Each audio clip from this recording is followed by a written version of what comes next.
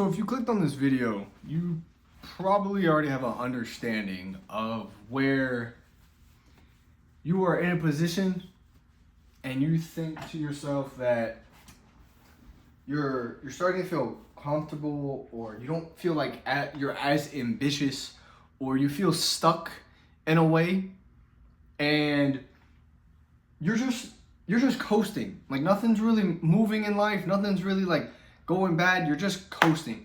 And it's interesting because I realized that is way worse than doing ups and downs in life, by far. Like it is by far, in my opinion, to just coast and nothing change, nothing happens. You just coast. I'd much rather things go up and down in life. Easily, because it creates more adventure and it creates more memories, right? Not to sound cheesy, but, and I've been in those situations. I've been in situations where I just wasn't making any moves.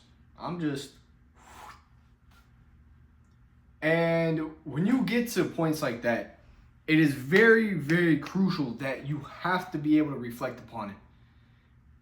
And if you're okay with it, I mean, that's your decision, right? But if you know you could be doing better, if you know you should be doing better, or you know there's something that you could be accomplishing far out than where you're at right now. And the tactic that I telling you will work and will push you to get out of that, like that coasting, that comfort zone, is redreaming.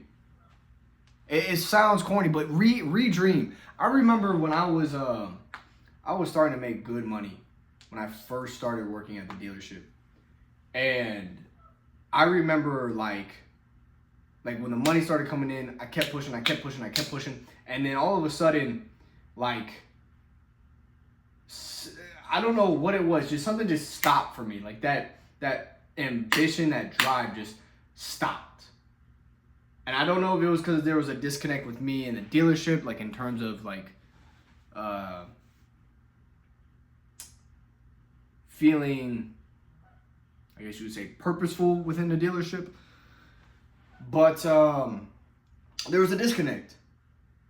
And I knew I had all the potential in the world. I was like, yo, I could be making so much more, but I won't understand, like, why am I feeling so comfortable? Like, why am I feeling this way?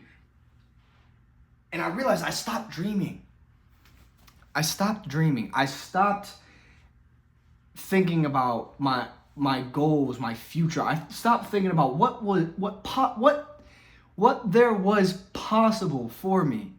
I stopped thinking about it. I stopped thinking about it. It wasn't on my phone anymore. It wasn't, you know, in a place or a list that I had to where I could see it. Like I wasn't thinking about it. I wasn't thinking about it anymore. And it's funny because the moment I was like, okay, I want this to happen. I want this to happen. I want to make this. I want to look like this. I want to do this, that, and the third. Once I got that, and I actually have it on my whiteboard right here. Once I started doing that, I said to myself, okay, I'm going to push for this on the days I don't feel like it. Because I want this. I want this. And it's interesting because when you have the goal, it's like inspiration. When you write it down, it's almost implementation. But when you wake up in the morning on the days you don't feel like it, it then becomes motivation. I mean, that's the beautiful thing. Like, re-dream. Think, like, just re-dream. Re-dream. Think about where your life could be, what you could be doing. Like, if it's a job, what kind of money you'd be making. Where would you be in the world? Who would you become? And that's what got me excited again. Is writing down what I really wanted and not just chilling anymore. It's like, it's okay. There's a difference between chilling and being at peace. I think there's a difference between chilling and being at peace, because if you're chilling, you're consistently doing the same thing over and over and over again without any strive. Right? When you're at peace, I can work as hard as I possibly can, which, let's say, for example, like today, I woke up at 4 a.m, went to the gym, did my morning routine, got some work done for my business, made a sale, actually made a few sales, and now I'm back home and I have a meeting in the next hour, and I still have other things to do. And I may be doing a lot, and most people think like that must be a lot of stress, like, oh my gosh. I'm at peace. I'm at peace with the work in which I am putting in. Yes, like, you're going to have, I guess you could say, stress, but I wouldn't even call it stress. I think it's like a good stress. It's like the kind of stress that you put on your muscles when you're working out, right? That kind of stress. Like, you're deliberately putting yourself through that so you can become better. Not the worry stress, but like the building stress. So you can be at peace with the work in which you put in. You can be at peace with the dream that you have, that you're seeking out. That's peace for me. But also, because I have a dream, I'm not as fearful of my future. Because it's interesting, the moment I stop dreaming, the moment I become, what's the word for it? Complacent. I start to get worried. Like, I'm sitting here, I'm like, let's say, the best example I can give is maybe like 3 or 4 years ago. And I wanted to do something with my life. And I remember on the days, like my off days, I would just sit in my room and watch movies all day. And I remember that it'd be like occasionally, like when the movie ends, or maybe a certain parts in the movie, I'm like, I could be doing something beneficial for my life. Yeah, I'm laying in bed watching movies all day. And then I'd start to get scared. I'd get nervous. Like, bro, you're not doing anything right now. You're doing nothing to benefit your life. You're doing nothing to get you to where you want to be. You want to do better things in life. Yet you're laying in bed watching movies all day. What are you doing? Like, it's okay. I'm not saying not to watch movies ever again, but what I'm saying is, like, to deliberately be lazy? Nah, bro. That should be like a sin. That really should be like a sin. But I'm no pastor, I'm no preacher, but dream, man. Dream, because it's interesting, the moment you start dreaming about something, the how doesn't even matter. It's like, okay, I want this. Why do I want it? What do I gotta do to make it happen? The how doesn't even matter. The how doesn't even matter. And that's the best part. Like, I remember when there were times where I hyperextended my knee. Next week, I'm still trying to ball out in practice.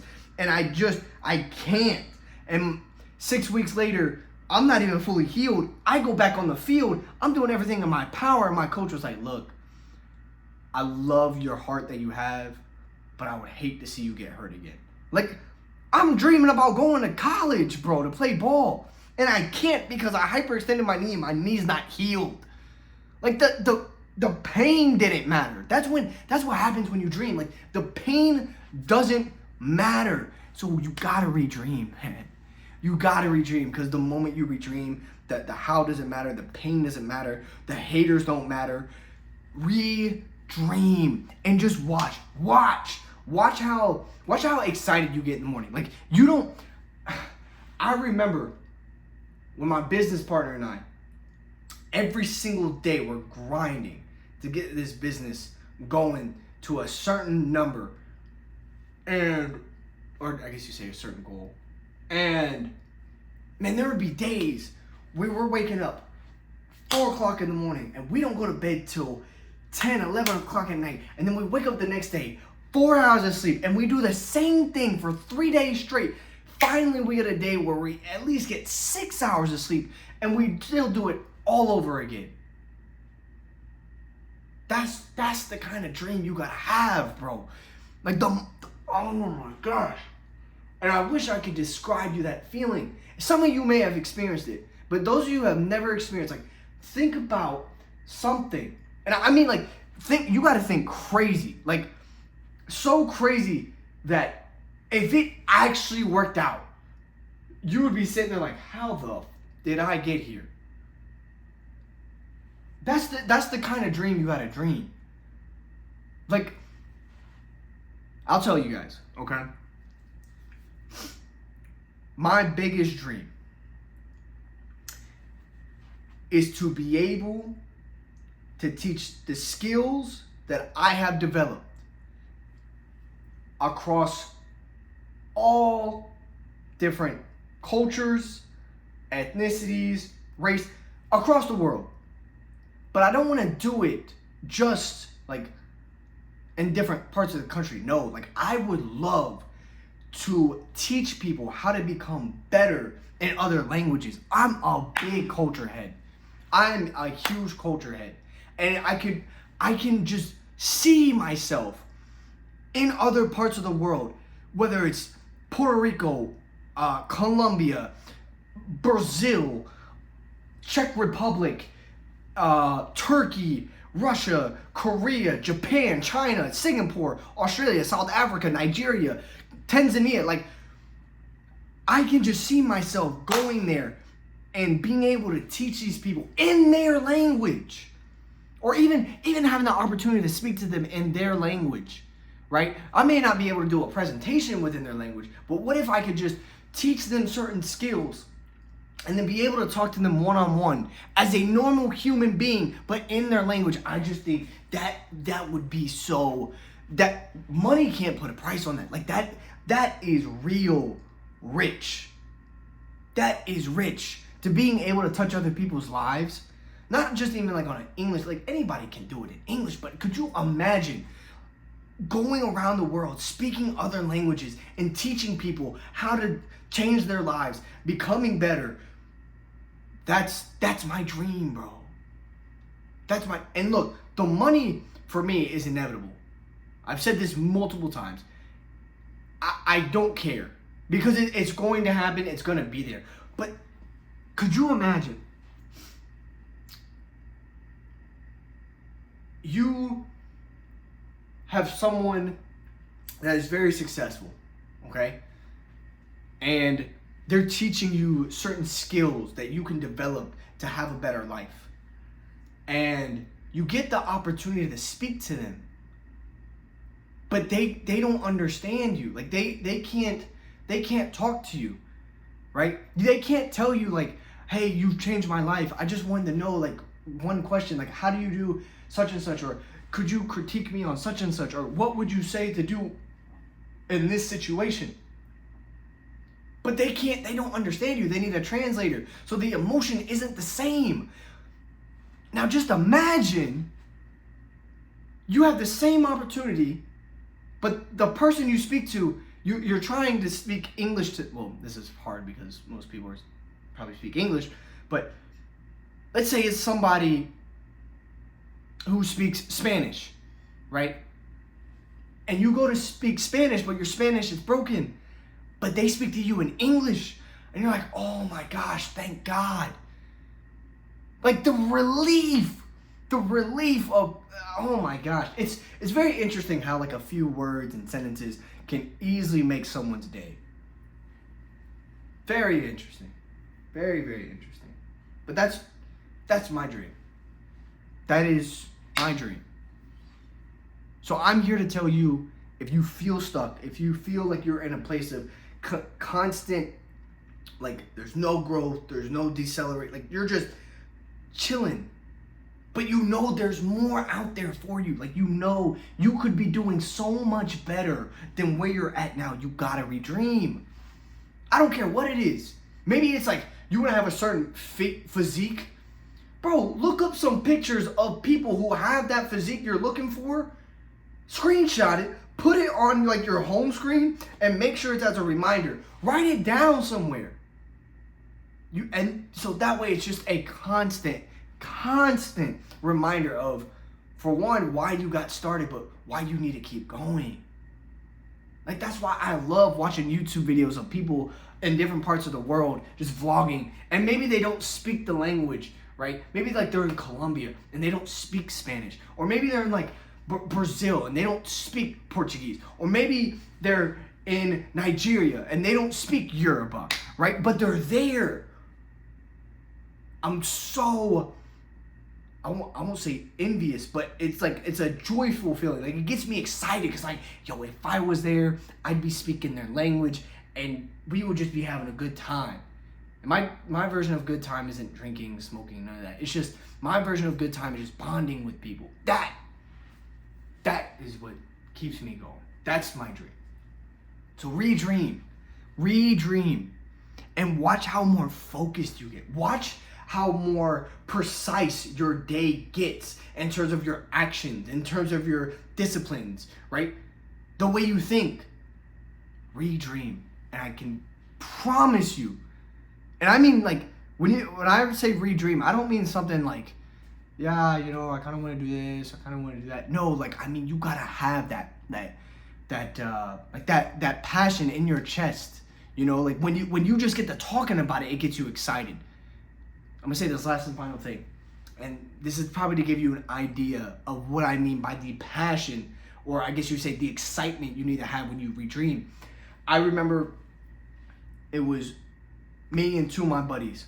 We're sitting at a Chick-fil-A, and we're just talking, we're having a good time, whatever, and my boy, he's from Colombia, and my other boy, he's like American, and we just start talking about culture, and I tell him, I'm like, bro, dude, like, Spanish in Colombia is beautiful. Like, it's one of the best languages. And I start going on about talking about how in Medellin their Spanish is like our British English, right? But like also in Mexico, like, they sound a little bit more country when they speak. They say like way, like certain parts of their sentence. I mean, that's more like ghetto, but like they sound a little bit more country. And then when you go to Puerto Rico or the Dominican, they're more Americanized, so they have a lot more slang. They cut their S's. And my guy from Colombia is like, bro, how do you know all of this, dog? And then my boy, he's just sitting there. He's like, yeah. And then so I keep going, and my American boy, he's sitting there like, bro, he's still going. Like, that's what you gotta dream about. It gets you so excited. Like, the moment someone starts talking about it, you don't ever want to stop. Like, you don't ever want to stop talking about it. You could talk about it for hours. You could have a podcast session for 8 hours and still be talking about it and not even get tired. Redream and watch where your life may turn.